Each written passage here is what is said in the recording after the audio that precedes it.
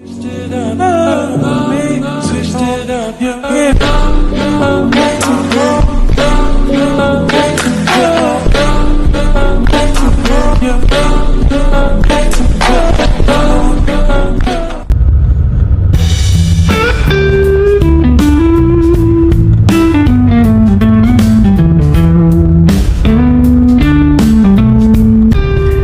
going on, everybody? Thank you for tuning back in for another episode. Hopefully you've been enjoying the content, and I really appreciate all the support. But anyway, so today we are driving down to a spot, and it's a spot that I've known about for a long time, and I've fished it quite a bit in the past. But today we're going to talk about breaking down fishing a shoreline, or fishing from the bank, pretty much. And so we're heading down there right now. It's kind of in the middle of nowhere, but it's just at one of my local lakes, lake that, you know, I've been fishing for most of my life. And I just want to kind of hopefully give you some good tips on what I do to kind of break it down and try to figure out what the fish are doing. And I know what you're thinking, you know, I just did a video off of a dock, but a dock versus from the bank is a little bit different. You have some more options when you are fishing a dock. From the bank, you are extremely limited when it comes to trying to catch a bass from the bank. So I will see you at the lake.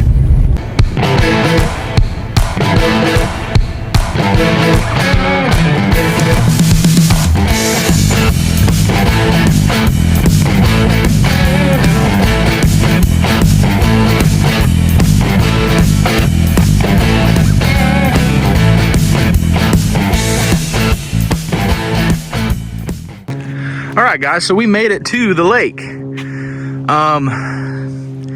Basically, when I first get to a spot, and this is just me, this is just my area, this seems to work for me, but I will look at my surroundings. So I know that this is pretty low. So usually the water is all the way up to here, and you can see where it's at right now. But we do have some grass, really nice clear water. It's pretty clean. We have some more grass over there. Some of the grass has died off since the last time I was here.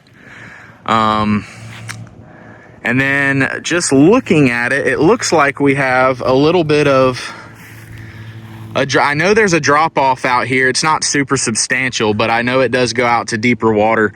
So it probably drops off from like 3 foot down to like 6 or 7 foot. So yeah, just looking at my surroundings, this is what I do every time.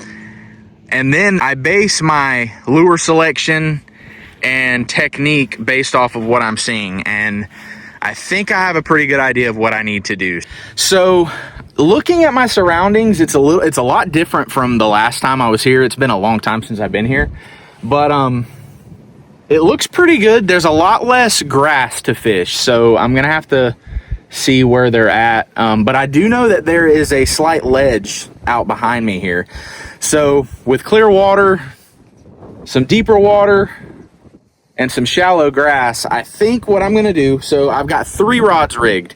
So hopefully this helps you, you know, in deciding what you do. You can use this same analogy that I have right here, basically for any situation from the bank. So, but we're gonna have to play with it and see. I'm not sure, I haven't fished here in a long time. So first rig, and this one is going to cover the deeper water behind me. I know there used to be some really fresh hydrilla out there and probably 6-7 foot of water. I don't know if it's still there or not, so we're gonna find out. But one of the best ways to find out what your bottom feels like, what's on the bottom, where that drop off is, just to figure it out, and we showed this in the last video I fished with a little bit, is the Gene Larew hardhead. Okay, this is a 7/16 ounce, and I have just a big trick worm on it. Okay, and I can't remember, I think this is a plum color. So 20-pound fluorocarbon. This is a 7'2" heavy fast rod, but it has a nice tip on it. So I don't know if you can see that, but nice tip on it. And then I have the Abu Garcia Vengeance. You've all seen this setup. So that's what I have as my first setup, just to cover deeper water if there are some fish hanging out in deeper water. So I have that.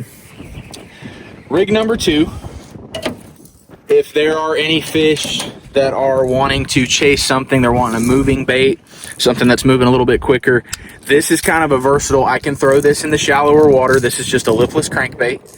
This is the Riot Baits. I can't remember what it's called, but it's a Riot Bait. It's just a lipless crankbait. Has some rattles in there, but kind of just a sexy shad pattern, I guess. Got a green back on it. So I figure I could use this just to move around. It's a sandy bottom, so maybe I can try to get something, you know, I can get this down there pretty far. I think this is a 1/2 ounce. I can fish it deeper, I can fish it shallower, so this can just be kind of my search bait, you know. So I have that rigged up, and you could also do this with a spinner bait as well. It's just kind of windy out here, so I figured, you know, this would be a little bit easier to cast and get down there. So, and then last but not least, sorry, my rods are a little tangled here.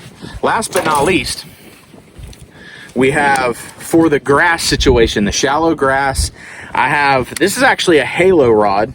I cannot remember what model this is. Halo Rave 3. It's a Rave 3, okay. I won this in one of the raffles. I think it was year before last for the tournaments. But Halo Rave 3, this is a, gosh, I can never remember these. One of these days, I guess I'll know what my rods are without having to look at them. This is a 7.2 heavy. It just says heavy. So this one actually does have a little bit of a stout tip, but I'm okay with that because I'm fishing heavy grass. So the reel is a KastKing Mega Jaws. This is the, I believe this is a 9:1 gear ratio. Yeah, 9:1 gear ratio, 65-pound braid to cut through that grass. And then what I have, and this makes this kind of versatile, it's just a Texas rig, okay? I have a 16th ounce weight there, peg, the Laser Shark Pro Series EWG hook, with a little Gambler Easy Swimmer. And what is the color on that? Being that it was clear water, I wanted to choose something a little more natural. This is the New Shad color from Gambler, okay? So I figure with this, not only can I give it a slow fall if they're not really wanting to move that much, I can give it a slow fall, but I can also burn this across the top because it's a lighter weight through the grass, and then just kind of let this fall into little, you know, pockets in the grass. We'll see what happens. I think I'm gonna start shallow and then kind of work my way out.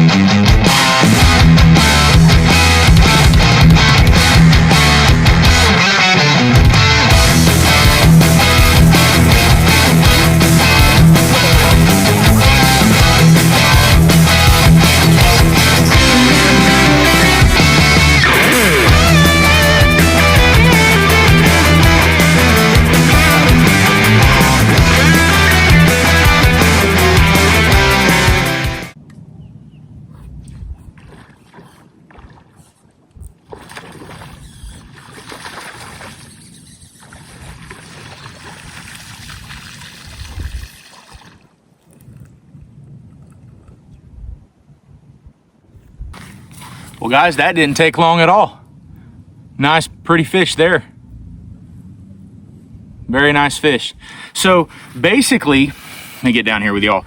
Basically, he was on the inside of the grass line, but what I did is I casted over the grass line, let it fall, and then just started slow reeling it back through that grass. And as soon as I got on the inside of the grass line, he smacked it. So I'm guessing that he either followed it from the outside of the grass line or he was just sitting dead smack in the middle, which makes sense because this time of year it's a little bit colder, the water temperatures are cooler, this bass feels pretty chilly. So my guess is that he was just tucked up in that grass. So anyway, there's one on the Gambler Easy swimmer. Well, let's see if we can catch another one. That one actually upgraded one of my fish in my virtual tournaments that I'm doing on the Angler app. So there we go. But I always say one fish is chance, two fish is a pattern. So let's see if we can get another one.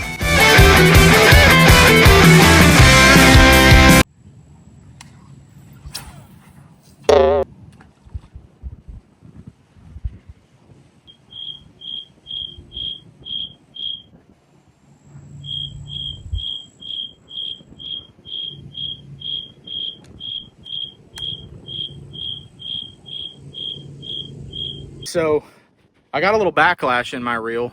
The wind kind of blew me out there and I cannot get it out. So I'm gonna leave that alone. I'm gonna grab another rod, get it set up, and I'll be right back with y'all.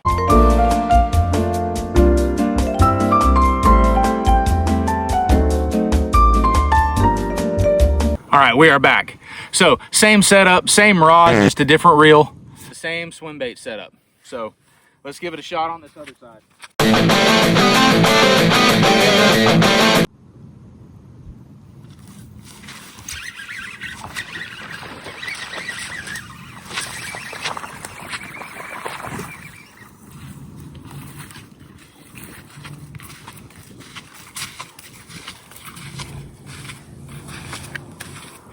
Didn't take long at all. There's another one. So yeah, they are definitely up in the grass and they are wanting that swim bait. So that's two fish doing the same thing.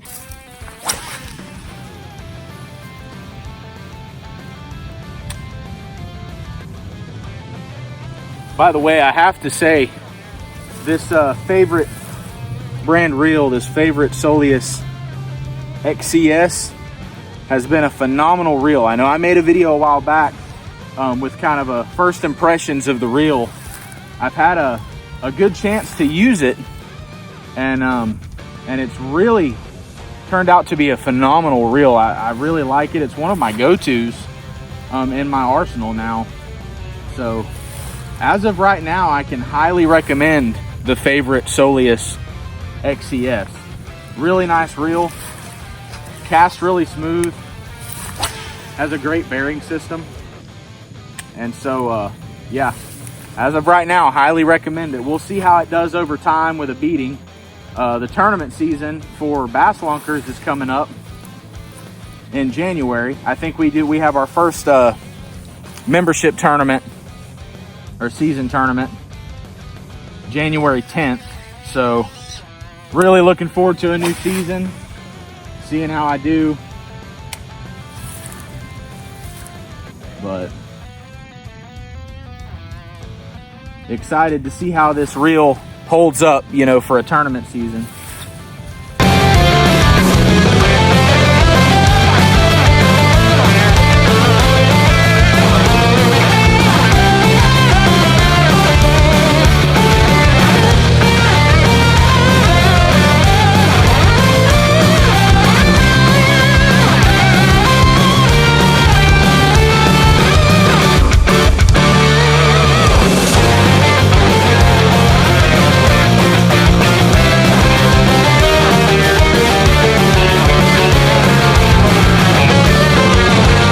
All right, guys, well, that bite's died down just a little bit, so let's switch it up just for the fun of it.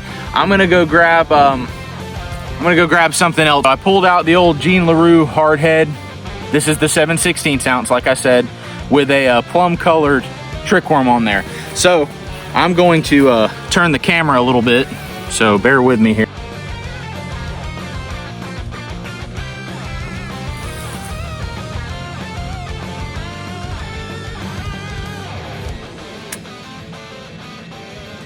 And basically what I'll do with this setup is just drag it along the bottom just like you would either a Carolina rig or a Texas rig.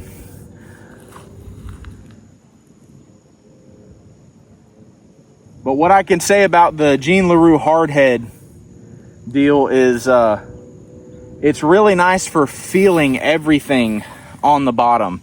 I can pretty much tell the difference of what I'm hitting at the bottom, whether it's shell or whether it's, you know, grass or just a sandy bottom or rock. So it's a really, really nice way to figure out what you're dealing with. And this is one of the big tips for bank fishing is you want to feel the bottom. You want to see what's down there. So there's a million different ways to do that. I personally like this Gene LaRue hardhead. It works really, really good for figuring out what your bottom structure is.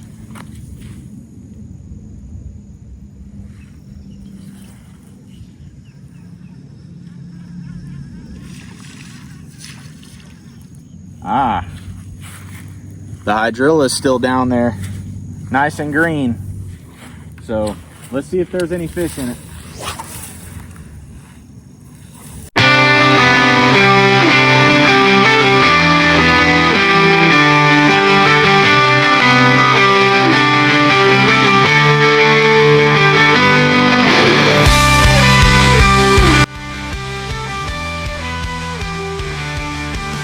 Now I just happen to have a trick worm on this setup right now, but I have fished all kinds of soft plastics on this Gene LaRue hardhead and caught fish on it. So I mean, I've thrown a 10-inch ribbon tail, I've thrown trick worms, I've thrown Senkos, different kinds of creature bait. So it's a really, really good all-around setup.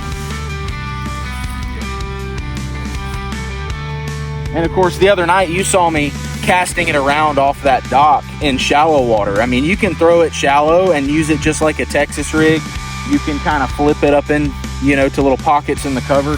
It's kind of an all-around 4x4 setup, but it really shines for finding, you know, or for fishing ledges and, you know, grass patches and shell beds, things like that.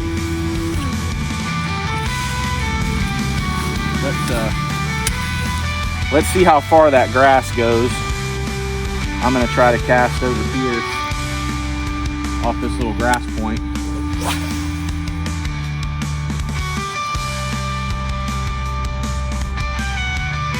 Okay, it's a little more shallow over there.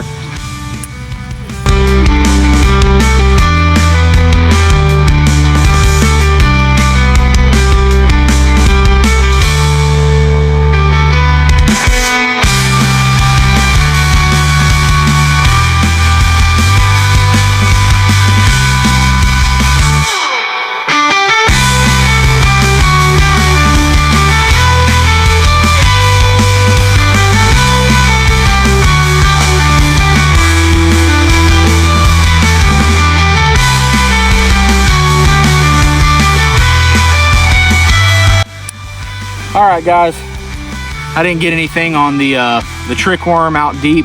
They might just be up shallow right now, or I just didn't run across them, but I'm gonna start throwing that paddle tail swim bait again. Let's see if we can pick off another one before it's time to go home.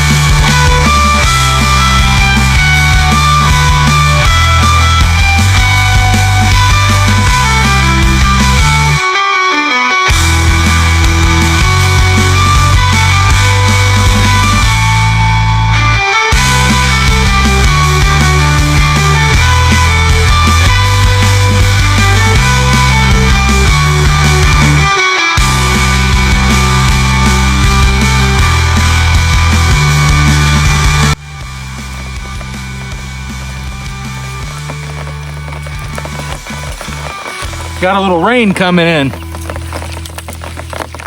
Well, guys, I have officially been rained out.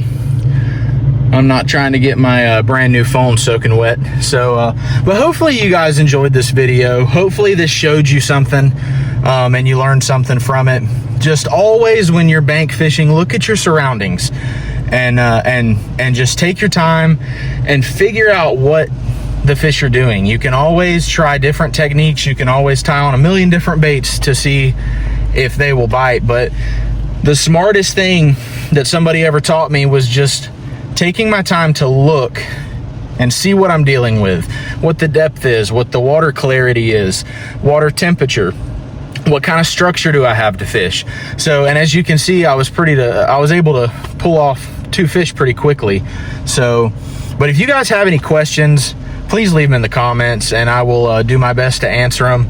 And if I do not know the answers to them, I will try to find somebody who can for you. But hopefully you enjoyed the video. Please stay tuned for the next one. I really appreciate you guys watching. I hope all of you have a Merry Christmas. Go spoil your kids and remember that Christ came into this world. I know we have Santa Claus and everything else, which is great for the kids, but always remember the reason that we celebrate Christmas. So I hope you guys have a blessed rest of your week. I appreciate you, and I will see you on the next one.